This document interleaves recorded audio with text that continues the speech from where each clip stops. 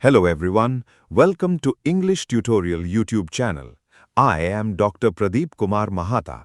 Today, in this lesson, we will understand the opening lines of Ulysses by Alfred Lord Tennyson, one of the greatest dramatic monologues in English literature. In these lines, Ulysses speaks about his dissatisfaction with a peaceful retired life and his endless desire for adventure and knowledge. Let's understand the poem line by line. The poem begins with the lines, "It little profits that an idle king by this still hearth among these barren crags." Here, Ulysses says that there is very little benefit in living as an inactive king. He sits beside the quiet fireplace in his palace on the rocky island of Ithaca. Although he has finally returned home after years of adventure, he feels restless. The peaceful domestic life gives him no satisfaction. Next, he says, "Matched with an aged wife, I mete and dole unequal laws unto a savage race." Ulysses mentions his aged wife Penelope. He says that his daily work is to make and distribute laws among his people.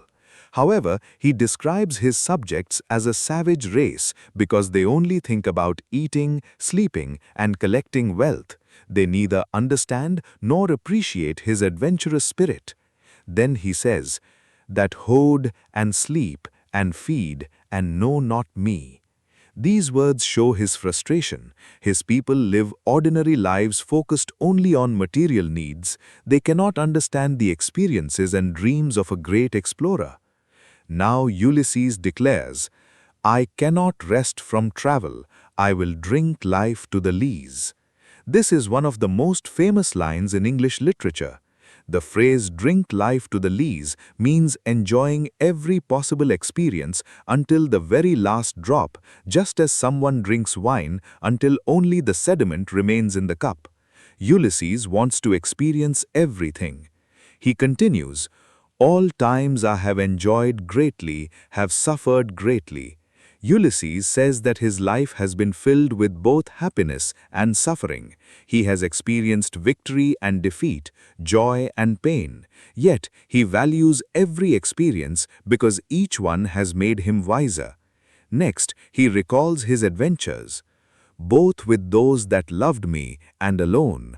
Sometimes he traveled with loyal companions, while at other times he faced dangers completely alone. His adventurous spirit never depended on comfort or company. Then he says, "when through scudding drifts the rainy Hyades vexed the dim sea." The Hyades are a group of stars associated with rain in Greek mythology. Here, Tennyson describes violent storms at sea. Even during dangerous weather, Ulysses continued his voyages fearlessly.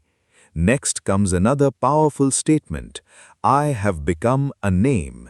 This means Ulysses has become famous throughout the world. His name itself has become a symbol of courage, adventure, and heroic achievement.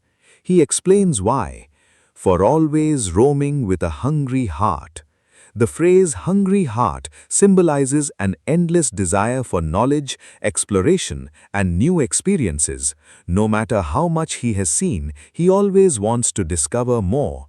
Then he says, "Much have I seen and known, cities of men, and manners, climates, councils, governments."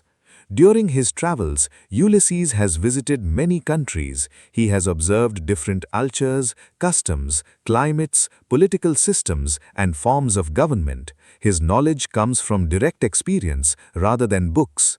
He proudly adds, "myself not least, but honored of them all." This means that wherever he traveled, he was respected and honored by the people he met. Then he remembers the Trojan War. "And drunk delight of battle with my peers, far on the ringing plains of windy Troy." Ulysses recalls fighting beside other Greek heroes during the Trojan War. The phrase "drunk delight of battle" means he enjoyed the excitement and glory of heroic combat. One of the most philosophical ideas appears next, "I am a part of all that I have met." This line means every experience changes a person's character. Every place visited, every person met, and every challenge faced becomes a permanent part of one's personality. Then he presents a beautiful metaphor. Yet all experience is an arch wherethrough gleams that untraveled world. Experience is compared to an archway or gateway. Whenever Ulysses gains new knowledge, he can also see that an even larger unknown world still lies beyond. Learning never ends. He continues, whose margin fades forever and forever when I move. The more he explores, the farther the boundaries of knowledge move away. Every discovery opens the door to countless new mysteries. Now Ulysses criticizes inactivity. How dull it is to pause, to make an end, to rust unburnished, not to shine in use. He compares a human being to a sword. A sword that is never used becomes rusty. Similarly, a person who stops learning and working loses his abilities. Human life should remain active and productive. He continues, as though to breathe were life. Simply breathing is not real living. True life means continuous growth, action, learning, and achievement. Then he says, life piled upon life were all too little. Even if he lived many lifetimes, they would still not be enough to satisfy his desire for knowledge and adventure. He realizes that his life is nearly over. Little remains. Old age has arrived, but instead of fearing death, Ulysses wants to use every remaining moment wisely. He says, every hour is saved from that eternal silence. Eternal silence refers to death. Every hour that remains before death is precious and should be used to learn something new. Finally, he declares, to follow knowledge like a sinking star beyond the utmost bound of human thought. This is the central message of the poem. The sinking star symbolizes an ideal that always remains ahead.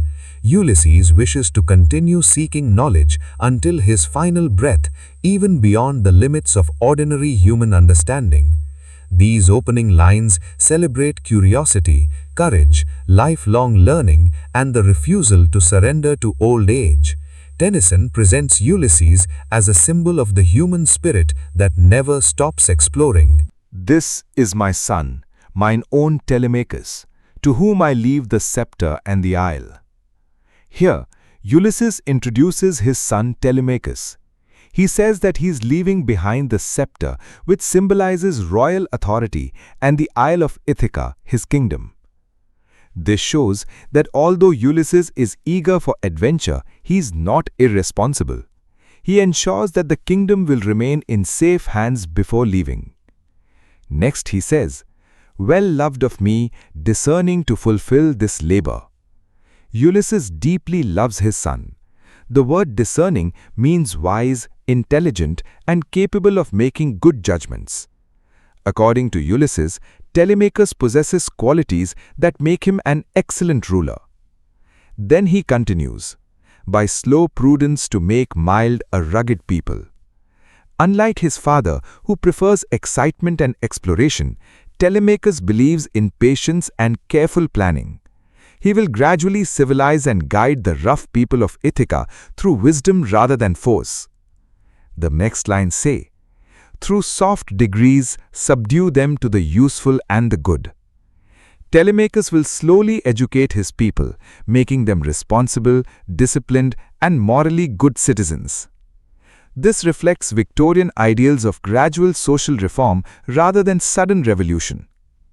Now, Ulysses praises his son's character. Most blameless is he.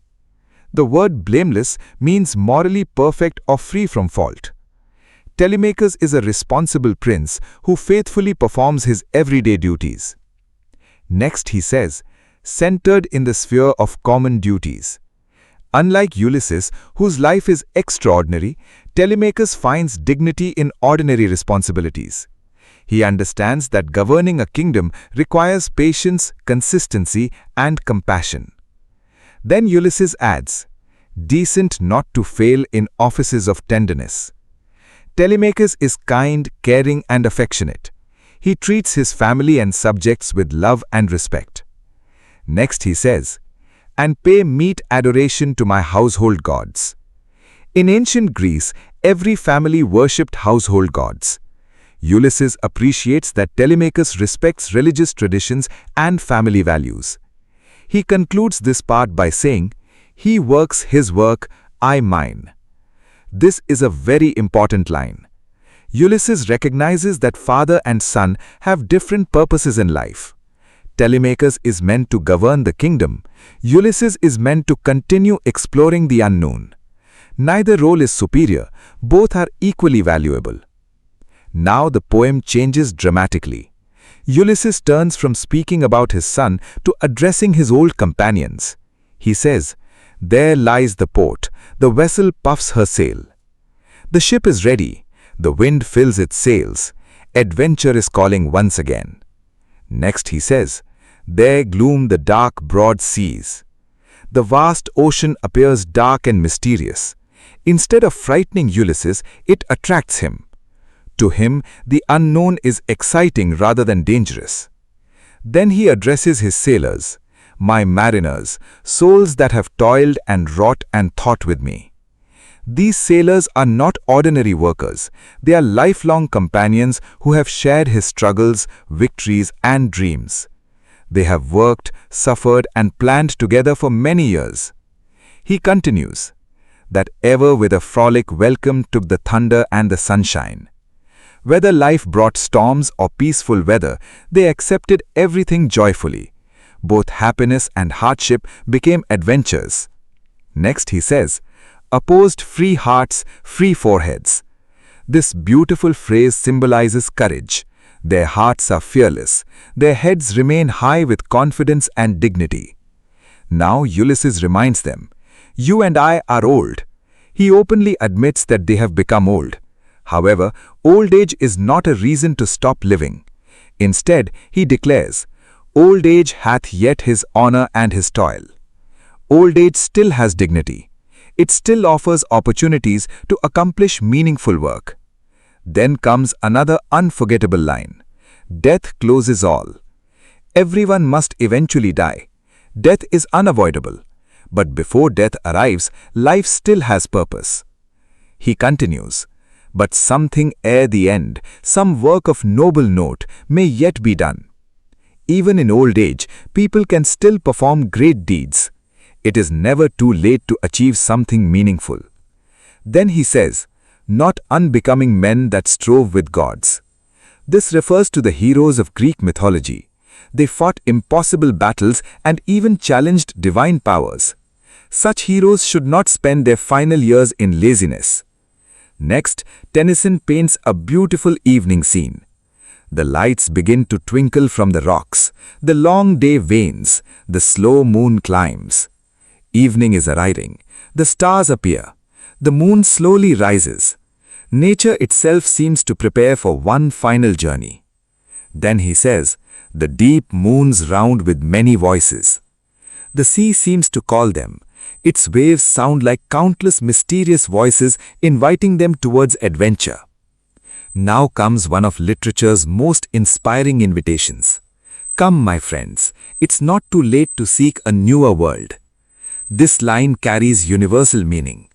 No matter how old we become, it is never too late to begin a new journey, pursue a new dream, or learn something new. Then Ulysses commands, "Push off." He asks the sailors to launch the ship and row together. This symbolizes determination and teamwork. Then he declares, "To sail beyond the sunset and the baths of all the western stars until I die." The sunset symbolizes the end of life. Ulysses wants to continue sailing beyond the limits of ordinary human existence until his final breath. Then he accepts uncertainty. It may be that the gulfs will wash us down. Perhaps the sea will destroy them. Perhaps they will drown. But he is willing to accept the risk. He continues, hopefully, "It may be we shall touch the happy isles." In Greek mythology, the happy isles or Elysium are the paradise where heroic souls live after death. Perhaps they will reach this blessed land. Then he says, "And see the great Achilles." Achilles was the greatest warrior of the Trojan War. Ulysses hopes to meet his old friend once again after death. Next comes another famous line. Though much is taken, much abides. Youth has disappeared, strength has faded, many friends are gone, but courage, wisdom and determination still remain. He continues, we are not now that strength that in old days moved earth and heaven. They no longer possess the physical power of youth, yet true greatness does not depend only on physical strength. Then comes perhaps the most powerful declaration. That which we are, we are. People should accept reality with courage. They may have changed, but they should never lose their identity. Next he says, one equal temper of heroic hearts. Their bodies have become weaker, but their hearts remain equally brave. Finally, the poem ends with the immortal words, made weak by time and fate, but strong in will, to strive, to seek, to find, and not to yield. Time and destiny have weakened their bodies, however their determination remains unbreakable. The four verbs summarize the philosophy of life. To strive, keep making efforts. To seek, never stop searching for truth. To find, continue discovering new knowledge. And not to yield, never surrender before difficulties. Conclusion.